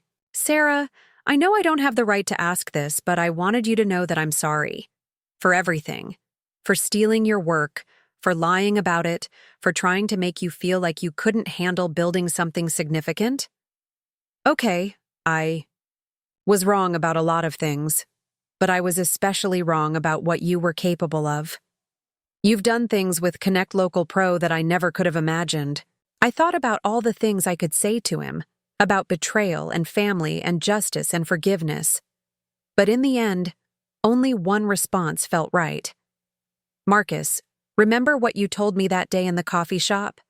You said I couldn't handle competing at this level?" "I remember." "Well, you were right about one thing. I couldn't handle competing at your level."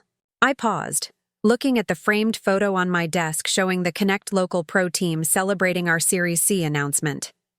Lucky for me, I turned out to be capable of competing at a much higher level than either of us imagined. I hung up and got back to work. After all, I had a company to run. 6 months after taking over as CEO of Connect Local Pro, I thought the Marcus chapter of my life was finally closed. I was wrong. It started with a phone call from David on a Tuesday morning in June. I was in our new Seattle office, overseeing the West Coast expansion, when he called with news that made my blood run cold. "Sarah, we have a problem. A big one." "What kind of problem?" "Marcus just launched a new company. It's called LogIFlow, and it's targeting the exact same market we are." I felt that familiar knot forming in my stomach. "That's impossible. The non-compete clause in his settlement agreement specifically prohibits him from working in logistics for 5 years. I know what the agreement says, but Marcus found a loophole. Logiflow isn't technically a logistics company. It's marketed as an AI-powered business optimization platform. But Sarah, I've seen their demo. It's basically Connect Local Pro with a different interface and some buzzword marketing about machine learning. I booked the next flight back to Austin and spent the entire journey researching everything I could find about Logiflow. What I discovered was both infuriating and impressive in its calculated cunning. Marcus had partnered with a tech entrepreneur named Rachel Kim, who served as the official CEO while he remained in the background as Chief Strategy Officer. The company claimed to use artificial intelligence to optimize supply chain operations for small businesses, but their core product was essentially a delivery matching platform identical to what we offered. More troubling, Logiflow had already raised $3 million in seed funding from investors who apparently hadn't done their due diligence on Marcus's background. The company's marketing materials were filled with the same lies Marcus had told about Connect Local Pro, claims about proprietary algorithms developed over years of research, revolutionary approaches to logistics optimization, and breakthrough innovations in the delivery space. But the most disturbing part was Logiflow's pricing strategy. They were undercutting Connect Local Pro by nearly 40%, offering services at rates that seemed impossible to sustain profitably. It was classic predatory pricing designed to steal market share, and it was working. By the time I got back to Austin, we'd already lost 2 major clients to Logiflow's artificially low prices. How is this legal? I asked Elena during an emergency meeting at her office. Marcus is clearly violating his non-compete agreement. Unfortunately, it's more complicated than that, Elena said, reviewing the Logiflow materials I'd brought her. The non-compete specifically mentions logistics companies. Marcus is arguing that Logiflow is a software company that happens to serve logistics clients. That's semantics. Yes, but it's legally viable semantics. We could sue to enforce the non-compete, but Marcus's lawyers would argue that AI optimization software falls outside the prohibited category. Elena pulled up Logiflow's website on her laptop. Plus, look at how carefully they've positioned themselves. They never mention delivery services or transportation. Everything is framed around supply chain optimization and resource allocation. Algorithms. I stared at the screen, feeling a familiar mixture of rage and disbelief. Marcus had learned from our legal battle, crafting his new venture to exploit every loophole and technicality he could find. There's something else, Elena continued. I've been looking into Logiflow's funding sources. The lead investor is a venture capital firm called Apex Ventures, run by someone named Thomas Chen. Chen? Is he related to Marcus? Thomas Chen is Marcus's uncle, your father's older brother. It appears this whole operation is being funded by family money. The betrayal cut deeper than I'd expected. Not only was Marcus back to competing against the company built on my stolen work, but he was using family connections to finance his revenge operation. That evening, I called an emergency meeting with David and our senior management team. We gathered in the conference room that used to host Marcus's strategy sessions, and I laid out the reality of our situation. Logiflow represents an existential threat to our business, I began. They're using predatory pricing to steal our clients, and they're backed by investors who apparently don't care about their founder's history of IP theft and securities fraud. Our head of sales, Jennifer Walsh, raised her hand. Sarah, I've been getting calls from clients asking why they should pay our rates when Logiflow offers the same services for 60% of the cost. How do I respond to that? You tell them the truth. Logiflow's prices are unsustainable. They're operating at a loss to gain market share, which means either their service quality will suffer or they'll jack up prices once they've driven out competition. David leaned forward. The bigger problem is that some of their technical claims might actually violate our patents. I've been analyzing their platform architecture, and there are similarities to our proprietary matching algorithms that go beyond coincidence. You think they're stealing our code again?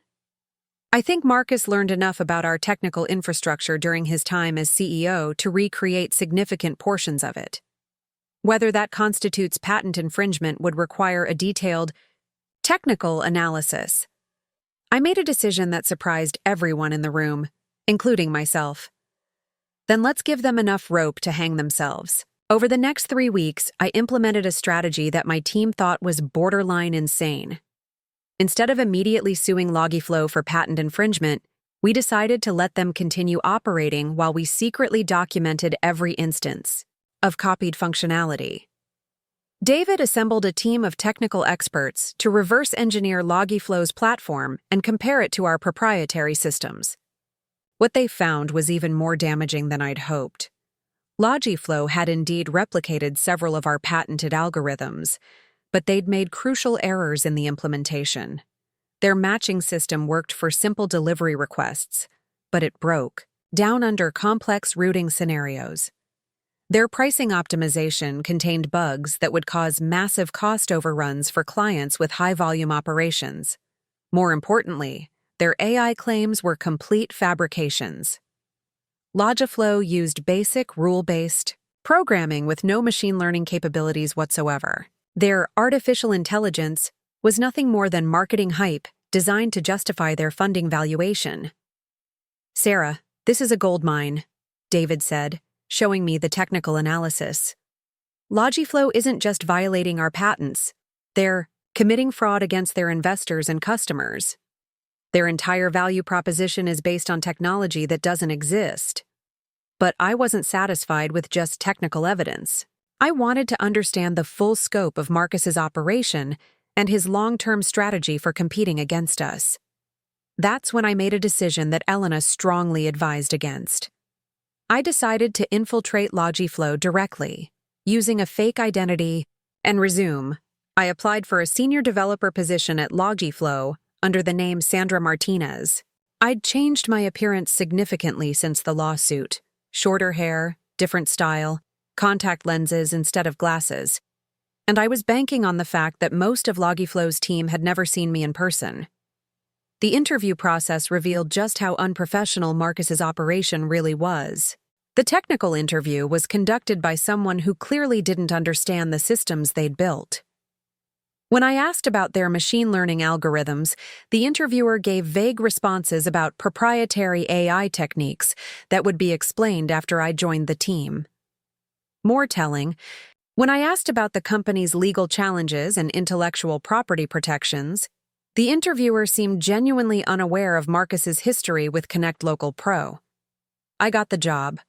For 2 weeks, I worked inside Logiflow as a senior developer, documenting everything I could about their operations, technology, and business practices. What I discovered was a company built on lies from top to bottom. The development team was kept in the dark about the source of their technical specifications. Most of them believed they were implementing original algorithms designed by Marcus and his co-founder, Rachel Kim. When developers asked technical questions about the underlying logic, they were told the information was proprietary and compartmentalized for security reasons. The sales team was trained to make claims about AI, capabilities that didn't exist. They had scripts for handling questions about machine learning and optimization algorithms, but the responses were pure marketing speak with no technical substance. Most damaging of all, I discovered that Logiflow was planning a Series A funding round based on fake performance metrics and fabricated customer testimonials. Marcus was preparing to defraud a new group of investors with the same lies he'd told about Connect Local Pro. But the smoking gun came during a strategy meeting I attended in my 3rd week undercover. Marcus was presenting Logiflow's expansion, plans to the senior team, and during his presentation, he made a statement that gave me everything I needed to destroy him permanently. "Our competitive advantage is simple," Marcus told the room. "We have inside knowledge of Connect Local Pro's weaknesses because I helped build that platform. We know exactly where they're vulnerable, and we can exploit those vulnerabilities to capture their market share." He was admitting, in front of witnesses, that he was using proprietary knowledge gained during his time as CEO of Connect Local Pro to compete against us. That violated not just his non-compete agreement, but also confidentiality clauses that prohibited him from using our trade secrets for competitive purposes. I recorded the entire meeting. The next morning, I walked into Elena's office with enough evidence to bury Marcus and Logiflow permanently. "Sarah, what you did was incredibly risky," Elena said after reviewing my documentation. "If Marcus had discovered your infiltration, he could have had you arrested for corporate espionage. But he didn't discover it, and now we have ironclad proof of patent infringement, securities fraud, violation of non-compete agreements, and theft of trade secrets." Elena smiled grimly. "Plus, his admission that he's using proprietary Connect Local Pro knowledge gives us grounds to seek immediate injunctive relief. We can shut down Logiflow before their Series A funding round." We filed our lawsuit that afternoon, requesting emergency injunctions to halt Logiflow's operations and freeze their assets pending investigation of securities fraud. The complaint included transcripts of Marcus's recorded statements, technical analysis proving patent infringement, and evidence of fraudulent claims to investors. The judge granted our emergency injunction within 48 hours. Logiflow's offices were raided by federal investigators the following week. Marcus's assets were frozen. His investors launched their own fraud investigation, and Rachel Kim publicly distanced herself from the company by claiming she'd been deceived about the origins of their technology. But Marcus wasn't finished fighting. 3 days after the injunction, I received a call that changed everything again. "Sarah, this is Detective Rodriguez with the Austin Police Department. We need you to come down to the station. There's been an incident involving your cousin, Marcus Chen." My heart stopped. "What kind of incident?" "Mr. Chen was found unconscious in his apartment this morning. It appears to be a suicide attempt. He's in the hospital now, stable but sedated. We found a note addressed to you." I drove to the police station in a daze, my mind racing between anger, guilt, and fear. Despite everything Marcus had done to me, the thought of him harming himself because of our legal battle was almost unbearable. Detective Rodriguez handed me a sealed envelope with my name written in Marcus's familiar handwriting. "Ms. Chen, I need to ask you some questions about your relationship with Mr. Chen and the circumstances that might have led to this incident. But first, would you like to read his note?" I opened the envelope with shaking hands. Inside was a single sheet of paper with a message that hit me like a physical blow. "Sarah, you were right. I couldn't handle competing at this level after all. I'm sorry for everything I stole from you, including the chance to be the person I could have been instead of the person I became. Take care of the company better than I did. Marcus." I stared at the note for a long time, trying to process the mixture of emotions washing over me. Relief that Marcus was alive, guilt that our legal battle had pushed him to this point, and underneath it all, a sadness that our family relationship had been destroyed by greed and betrayal. Detective Rodriguez's questions were routine: timeline of our dispute, recent communications, any threats or concerning behavior. I answered honestly while trying to understand how I felt about what had happened. After leaving the police station, I drove to the hospital where Marcus was being treated. I didn't go to his room, but I spoke with his doctor about his condition and prognosis. "Mr. Chen is physically stable," the doctor told me, "but he's dealing with severe depression and anxiety related to recent legal and financial stresses. He'll need ongoing psychiatric care and family support during his recovery." That evening, I called my parents and Marcus's immediate family to discuss how we could help him through this crisis. Despite everything that had happened between us, Marcus was still family, and family doesn't abandon each other during the darkest moments.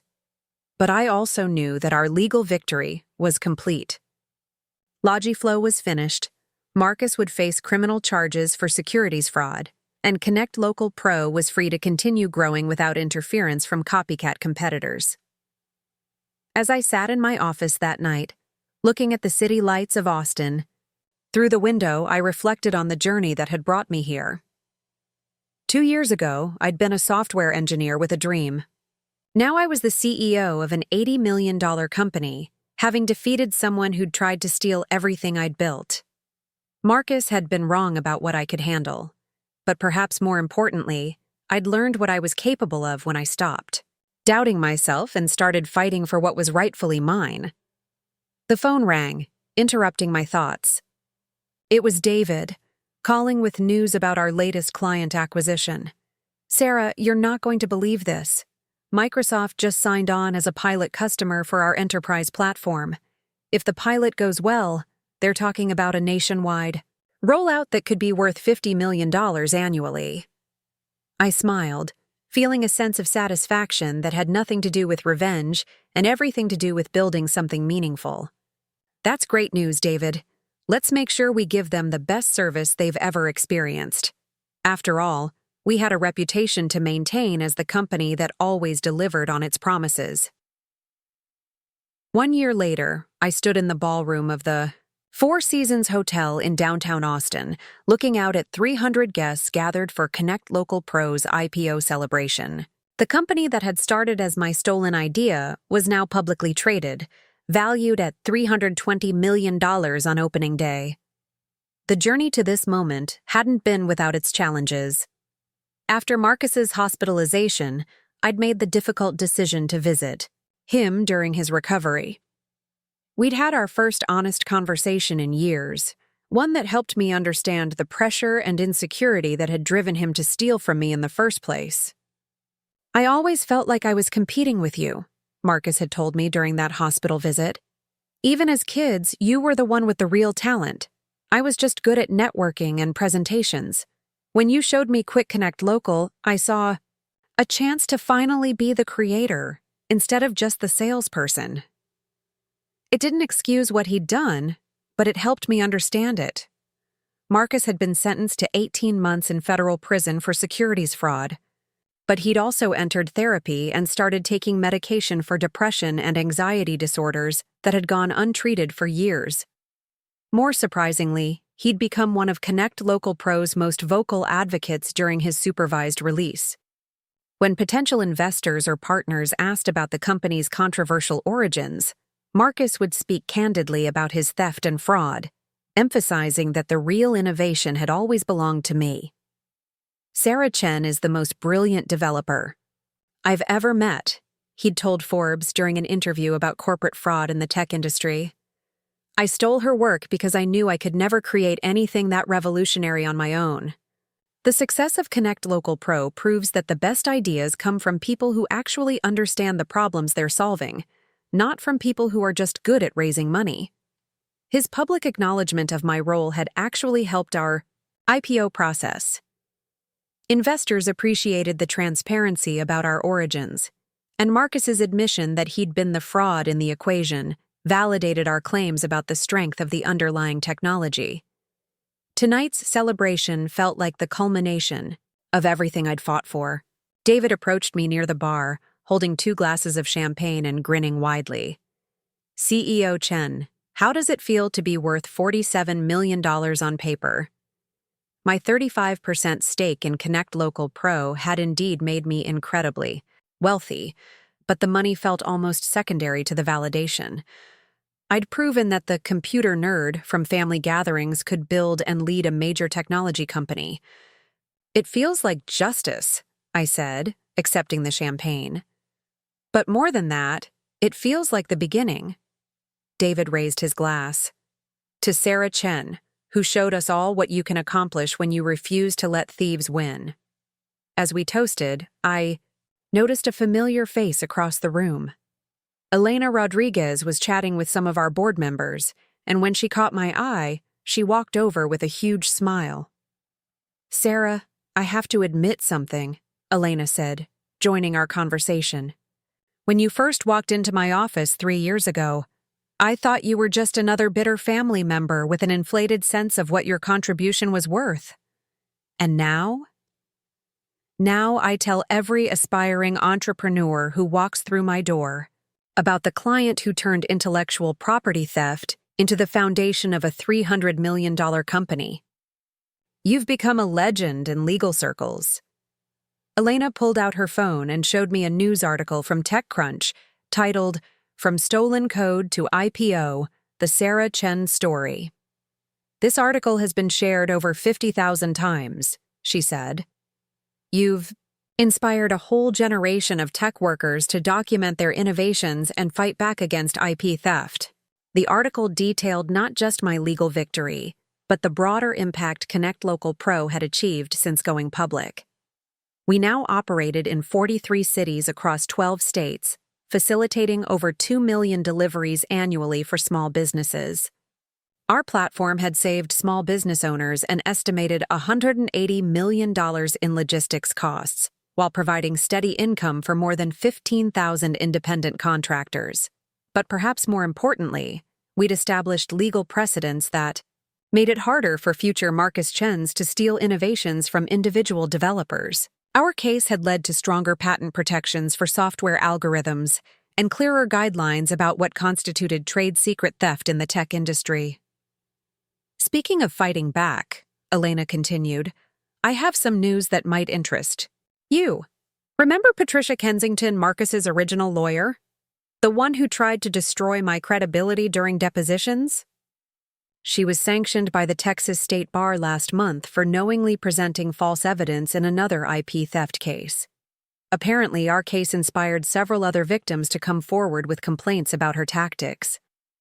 The evening continued, with speeches from our board members, investors, and key employees. When it came time for my remarks, I stood at the podium looking out at faces that represented the company I'd built from the ashes of betrayal.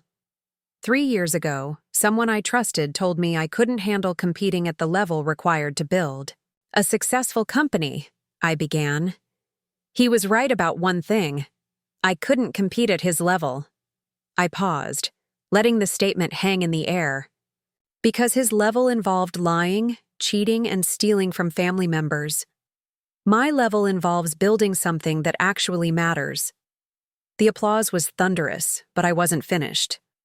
Connect Local Pro exists today not because I was the smartest person in the room, but because I refuse to accept that thieves should profit from other people's innovations. Every small business owner who saves money on deliveries, every contractor who earns steady income through our platform, every investor who believes in our mission, you all represent what happens when we choose integrity over shortcuts. After the speeches, I found myself on the hotel's rooftop terrace, looking out at the Austin skyline. The city had been good to me, providing the ecosystem where I could transform a stolen idea into a thriving public company. My phone buzzed with a text message from an unknown number. "Congratulations on the IPO. You proved that the best revenge really is success." M. Marcus had been released from federal prison 2 months earlier and was living in a halfway house while completing his supervised release. He'd started teaching basic computer skills to other formerly incarcerated individuals, claiming he wanted to help people build legitimate careers instead of taking shortcuts like he had. I typed back, "Thank you. I hope you're doing well." His response came immediately. "I am. And Sarah? Thank you for visiting me in the hospital. I know you didn't have to do that." I stared at the message for a long moment, then deleted the conversation thread. Some chapters needed to stay closed, even when they ended with forgiveness rather than revenge. David found me on the terrace an hour later as the party was winding down inside. "Penny for your thoughts, CEO Chen." "I was just thinking about what comes next. We've proven we can build a successful public company, but there are still problems to solve. Such as?" I pulled out my phone and showed him a prototype I'd been working on during my spare time. Rural delivery networks. Small towns that are too remote for major logistics companies, but desperately need affordable shipping options. David's eyes lit up as he scrolled through the technical specifications. This could serve millions of people who currently have limited access to e-commerce. Exactly. And unlike our urban platform, this would require completely new technology. Satellite coordination, drone integration, automated routing for extreme distances. Are you thinking about this as a Connect Local Pro expansion or as a separate venture?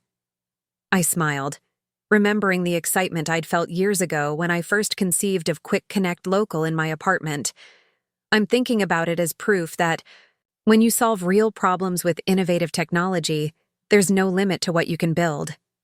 We stood in comfortable silence for a while, watching the lights of Austin twinkle below us. In a few hours, Connect Local Pro would open for its second day of trading as a public company. Financial analysts were predicting the stock would continue climbing as investors recognized the potential for nationwide expansion.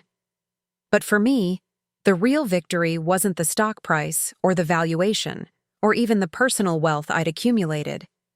The real victory was standing on this rooftop, planning the next innovation, knowing that no one could ever again tell me I wasn't capable of competing at the highest levels of business and technology. My phone rang one final time that evening. The caller ID showed my parents' number. "Sarah, sweetheart, we just watched your speech online," my mom said, her voice thick with emotion. "Your father and I are so proud of what you've accomplished."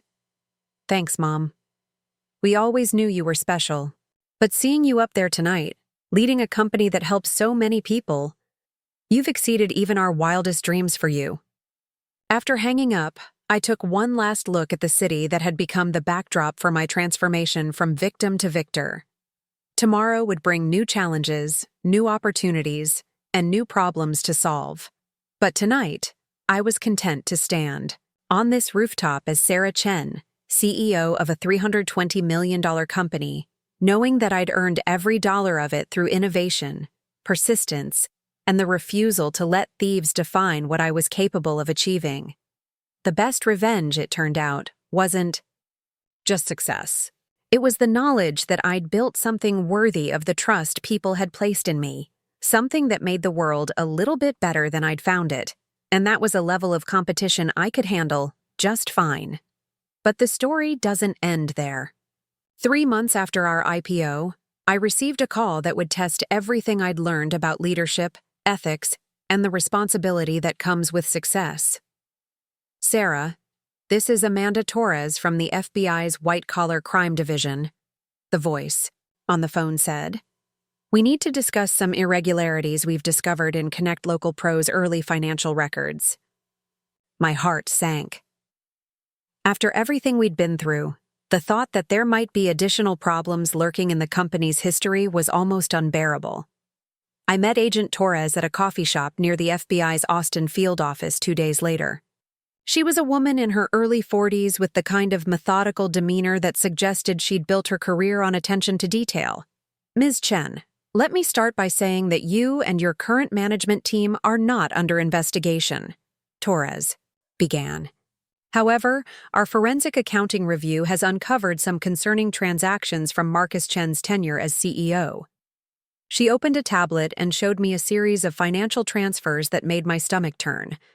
Between March and August of last year, approximately $2.8 million was transferred from Connect Local Pro's operating accounts to a shell company registered in Delaware. The shell company then made payments to several offshore accounts that we haven't been able to trace."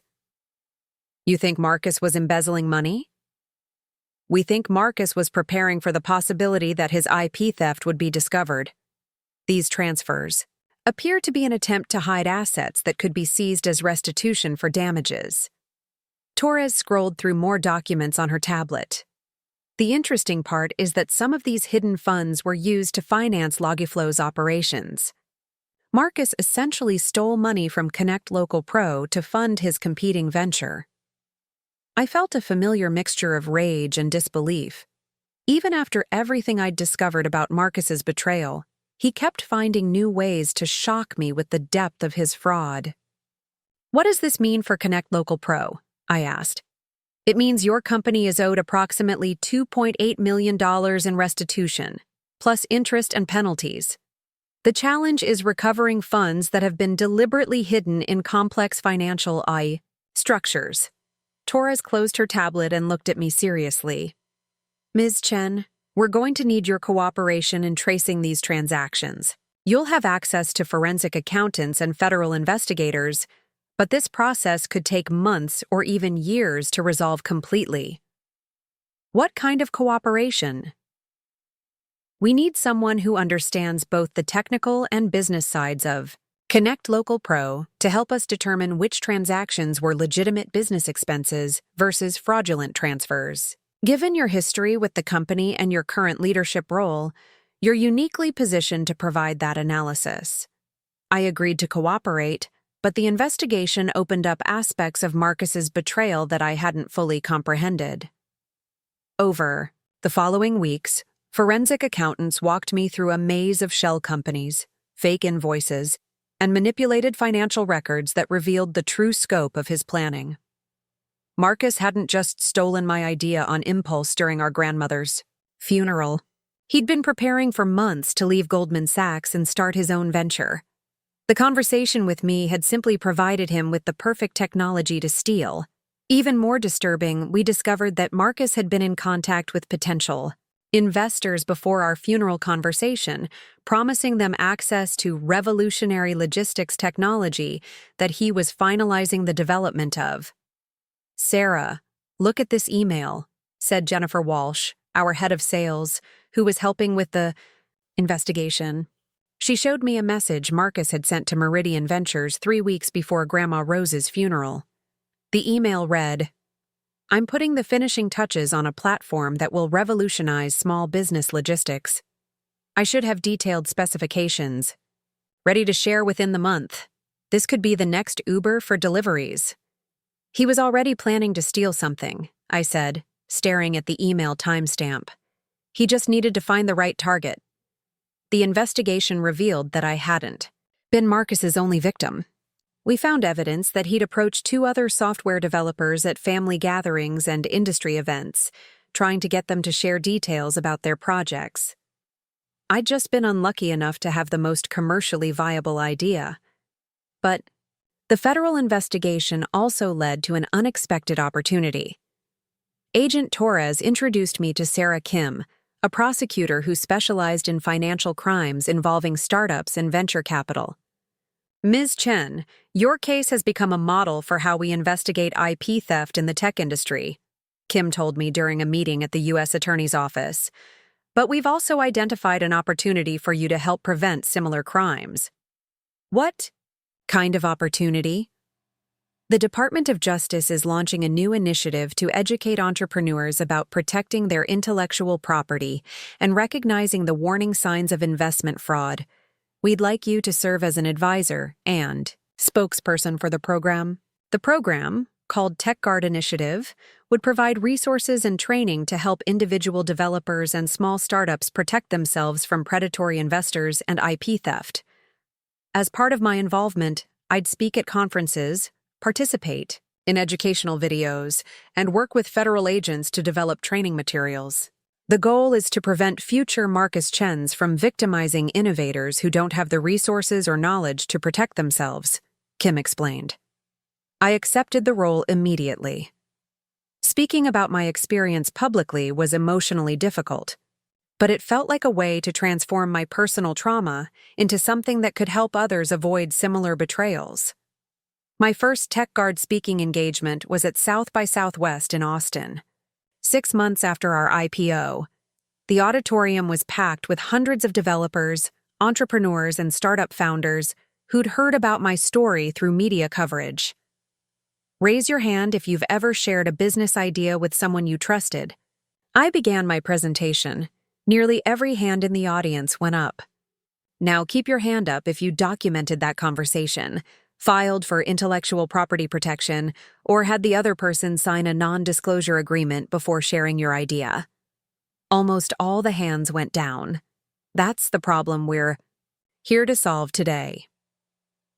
For the next hour, I walked the audience through practical steps for protecting intellectual property, recognizing predatory investment offers, and building documentation that could support legal action if theft occurred.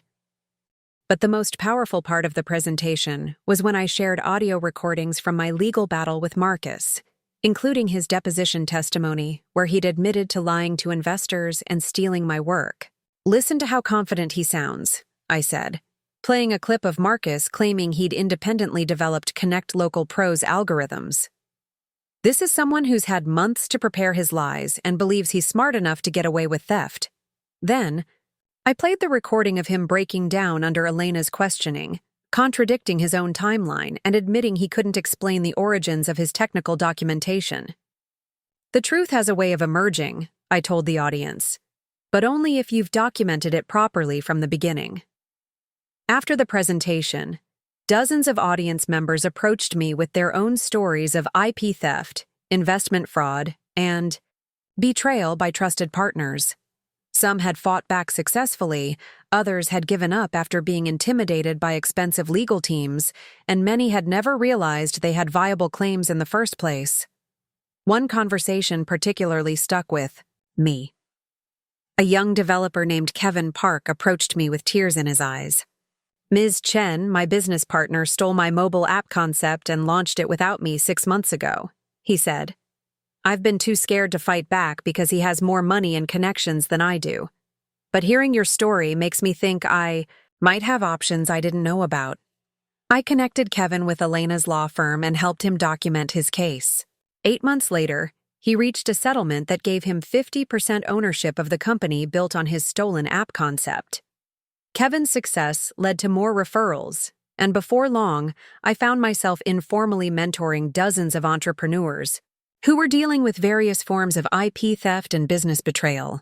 Elena and I eventually formalized this into a nonprofit organization called the Innovation Defense Fund, which provides legal resources and support to individual inventors and small startups fighting against well-funded IP thieves. The nonprofit work became deeply fulfilling in ways that pure business success never could. Every case we won set precedents that made it easier for future victims to seek justice. Every entrepreneur we helped protect was one less person who would experience the betrayal and trauma I'd endured. But running Connect Local Pro remained my primary focus, and the company continued growing at an incredible pace. 18 months. After our IPO, we completed our acquisition of 3 smaller logistics companies, expanding our reach to 74 cities across 22 states. More significantly, we launched our rural delivery platform, which I'd been developing since the IPO celebration. The new service used a combination of autonomous drones, satellite connectivity, and AI-powered routing to serve communities that had been largely ignored by major shipping companies. The rural platform's impact exceeded even my optimistic projections. Within 6 months of launch, we were serving over 300 small towns across Texas, Oklahoma, and Arkansas, providing affordable delivery services to areas where shipping costs had previously been prohibitively expensive.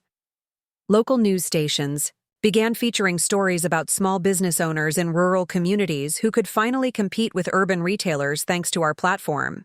A furniture maker in a town of 800 people was suddenly able to sell custom pieces to customers. In Dallas and Houston, a specialty food producer in rural Arkansas was shipping products nationwide for the first time in the company's 30-year history. But the most meaningful feedback came from individual contractors who were earning steady income in areas with limited economic opportunities. James Morrison, a military veteran in rural East Texas, sent me a handwritten letter explaining how our platform had allowed him to support his family after struggling to find work following his discharge. Ms. Chen, I drive deliveries for Connect Local Pro 25 hours a week and earn more than I made at my last full-time job, he wrote. More importantly, I'm helping my neighbors and small businesses in my community thrive. Thank you for building something that actually makes a difference. Letters and emails like James's reminded me why I'd gotten into programming in the first place. Technology wasn't valuable because it generated profits or impressive valuations. It was valuable when it solved real problems for real people. 2 years after our IPO, Connect Local Pro's stock price had tripled, making my personal net worth exceed $140 million. We employed over 800 people directly and facilitated income for more than 50,000 independent contractors across our platform. But perhaps more importantly, We'd proven that a company built on ethical foundations could compete successfully against competitors who relied on shortcuts, fraud, and theft. The final validation came during an industry conference in San Francisco, where I was invited to participate in a panel discussion about startup ethics and intellectual property protection. One of the other panelists was Patricia Kensington, Marcus's former lawyer who'd tried so aggressively to destroy my credibility during our legal battle. During the panel, she made a comment that stunned everyone in the audience. "I want to publicly acknowledge that I was wrong about the Connect Local Pro case," she said, looking directly at me. "I allowed my client's version of events to cloud my judgment about what the evidence actually showed." Sarah Chen was telling the truth about her intellectual property being stolen, and I should have recognized that from the beginning. After the panel, Patricia approached me privately. "Sarah, I owe you a personal apology. I've spent the last 3 years thinking about that case and how I let my competitive instincts override my ethical obligations. What Marcus did was theft. Pure and simple, and I helped him try to get away with it." Her apology was unexpected and, honestly, more meaningful than I'd anticipated. Patricia's acknowledgement represented a form of professional vindication that went beyond financial success or legal victory. "I appreciate you saying that," I told her. "It takes courage to admit when you've been wrong, especially in front of an industry audience." "I've been following Connect Local Pro's growth," she continued. "What you've built is remarkable, not just from a business perspective, but from an ethical one.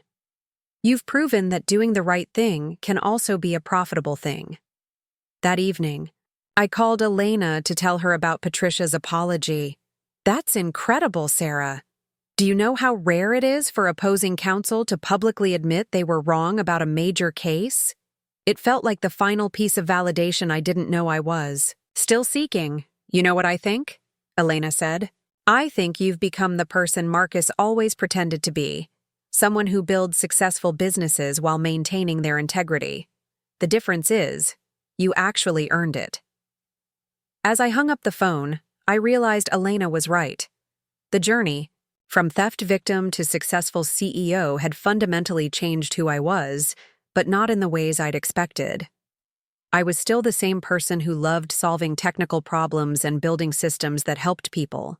But I'd also become someone who understood the responsibility that comes with success, who recognized the importance of using power ethically, and who knew that true victory meant lifting others up rather than tearing them down.